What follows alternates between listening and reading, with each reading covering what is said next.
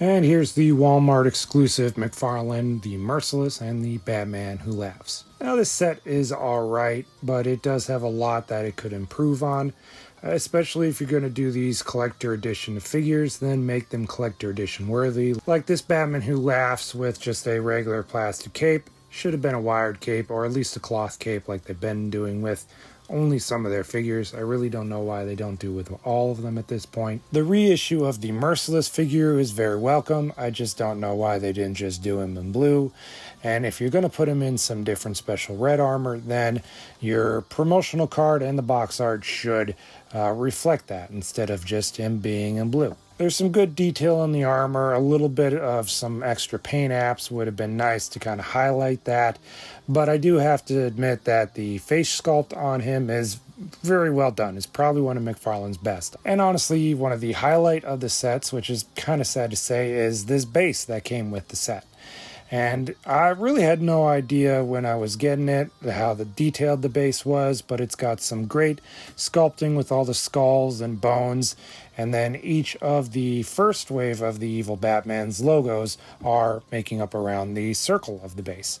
And there's spots where each of them can then stand. So if you've got the 2-packs or the individual figures of these characters, they can all stand in a great circle around the Batman Who Laughs. And it's a pretty cool display piece. Like, I'm looking forward to putting this base on my Dark Knight metal shelf. I'm not sure how it's going to look with everybody on there, but just the Evil Batman alone makes it pretty cool looking. I do like the set, but it could have been better, and $80 is a little bit of a steep price to pay for 2 figures and a base, no matter how cool the base is. If they had done the changes of giving us a wired cape for the Batman Who Laughs, and maybe still just giving us the blue version of the Merciless, I think the set would have been a for surefire pickup, and probably would have been difficult to pick up, because it probably would have sold out. But this is what we get, so if you've had second guesses about getting it, you could probably wait and hopefully maybe pick it up when it goes, if it goes on sale.